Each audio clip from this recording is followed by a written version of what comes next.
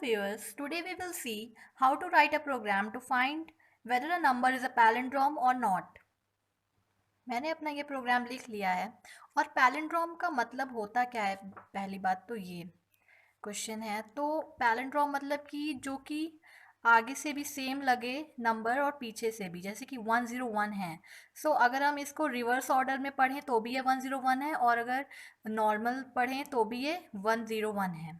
तो हम लोग सपोज करते हैं कि एन जो, जैसे कि अब एक और जैसे एग्जांपल है 1 2 3 2 1, 1 2 3 2 1 और 1 2 3 2 1 दोनों तरफ से सेम है। ठीक है, तो चलिए हम अपना प्रोग्राम स्कैनर हम लोग यूटिल पैकेज यहाँ पे ले रहे हैं और पैलिंड्रोम क्लास बनाई है, और ये मेन मेथड है हमारा। और यहाँ पे हम लोग ने ऑब्जेक्ट बना लिया है, और ये जो इंट एन है वो हमने इन यूज़र के ये रीड करा लिया है। ठीक है, जो कि यूज़र इनपुट देगा। और हमने एक फंक्शन बना लिया है पैलिन एन। ठीक है, ये जो मेथड है पैलिन एन, ये क्या करेगा, ये हमें बताएगा कि नंबर हमारा जो है वो पैलिंड्रोम है कि नहीं है। और ये इंटीजर टाइप रिटर्न करेगा, मतलब कि अगर ये पैलिन एन अगर हमें 1 रिटर्न करता है, मतलब इक्वल्स टू 1 आएगा जब, तो हमारा येस होगा कि हाँ ये पैलिंड्रोम है। अदरवाइज एल्स में क्या होगा, no, it is not a palindrome.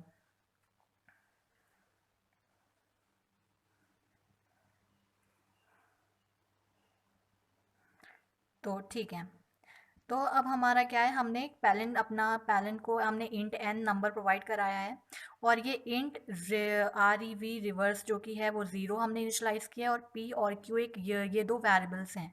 ठीक है, अब क्यू जो हमारा है वो टेम्पररी के लिए हमने लिया है कि टेम्पररी वेरिएबल है जो कि हमारे स्टोर करेगा एन की वैल्यू, क्योंकि हमारी एन की जो वैल्यू है वो चेंज होगी। तो हम लोग को क्या करना है, एंड में तो हमें एन से ही इक्वेट कराना है कि ये एन के बराबर है कि नहीं है। जो हमारा रिवर्स नंबर होगा, जो हमारा आर ई वी होगा, वो एन के बराबर है कि नहीं है, वो हमें चेक कराना होगा। तो हमें एन की जो इनिशियल वैल्यू होगी, जो कि हमें पैरेंट को हम लोग पास कराएंगे, वो हम क्यू में स्टोर कर देंगे। अब हमने वाइल लूप का यूज़ किया यहाँ पे, और हमने कंडीशन दी है कि एन जो है वो ग्रेटर देन ज़ीरो है। ठीक है, और पैरेंट और p जो है वो जो p वेरिएबल जो हमने यहाँ पे लिया था, p equals to n module 10। Module operator का मतलब है वो रिमाइंडर प्रोवाइड कराता है। ठीक है, और जो आर ई वी है वो are E we into 10 plus P.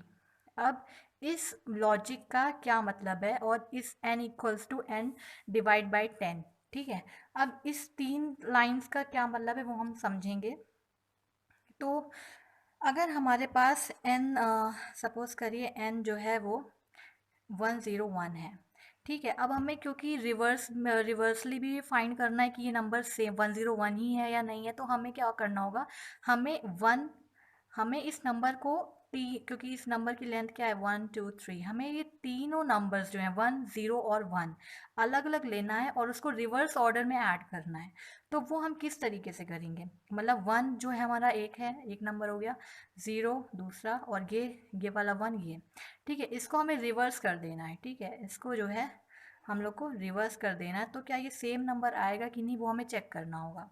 तो करने के लिए सिर्फ दो लॉजिक लगते हैं, जो है एन, जो है हमारा पी, और एक है हमारा आर ई वी रिवर्स, और एक हमारा एन है। ठीक है, जो हमने यहाँ पे लिया हुआ है P equals to N module 10। अब हम देखते हैं कि ये क्या रिवर्स कर पाता है कि नहीं। ठीक है, तो अब देखते हैं p जो है हमारा वो क्या है, n डिवाइड बाय, अब हमने n क्या लिया है, n हमने 101 लिया है, तो n मॉड्यूल 10, n मॉड्यूल 10, इसकी क्या रिमाइंडर देगा हमें, ये हमें देगा रिमाइंडर 1।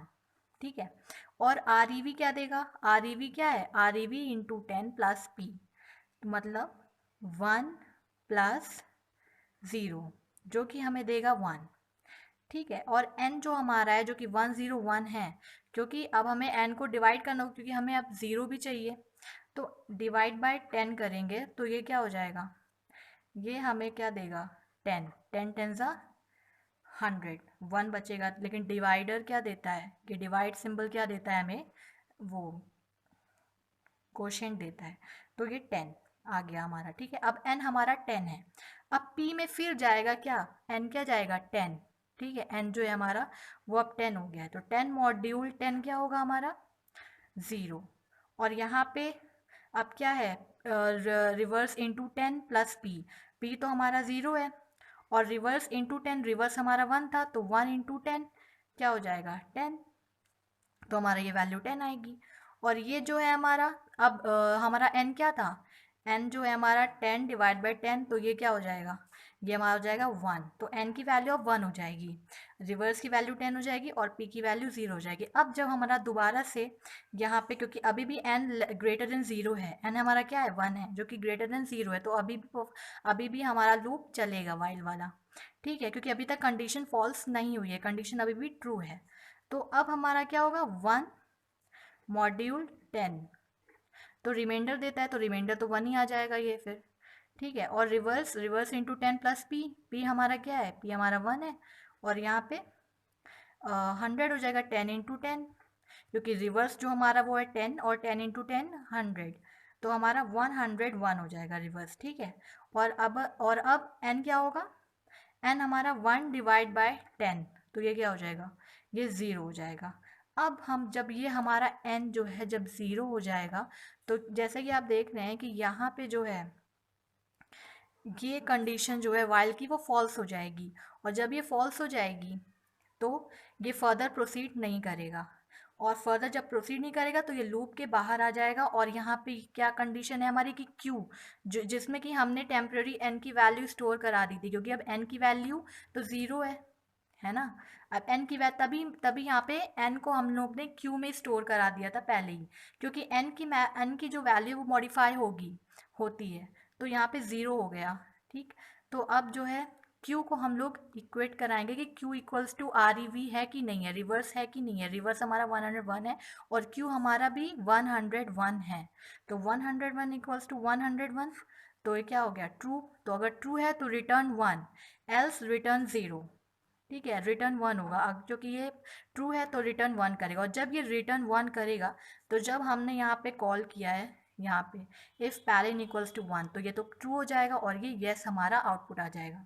यहाँ पे अगर हम लोग कोई भी 1 2 3 अगर नंबर दे देते तो यहाँ पे शायद रिटर्न 0 होगा, ठीक है, मतलब रिटर्न तो 0 होगा ही, क्योंकि ये पैलिंड्रोम नहीं है, क्योंकि 3 to 1 is not equals to 3 to 1 is not equal to 1 2 3। तो इस तरीके से हमारा पैलिंड्रोम फंक्शन काम, पैलिंड्रोम का प्रोग्राम लिखते हैं हम लोग, ठीक है। और इसी तरह से आर्मस्ट्रॉन्ग का भी होता है प्रोग्राम, ये सब का अगर आपको बस लॉजिक लगाना होता है, बाकी तो आप सब कर ही लेंगे। और इसमें So here you can see that I have written a code of palindrome. So let's check it out whether there is an error or not. So let's run this code, that's palindrome. So here we go. Run, not a factorial, it's a palindrome. So I have selected palindrome and see, let's give n equals to 101. See whether it will print yes or no, and see it's printed yes. So our code is correct, there's no error. Let's give another input, suppose 1 2 3, right? So let's see what it will give, what it will give. So 123, yeah. So no, it's not a palindrome. So please do like, subscribe and share, and thanks for watching this video.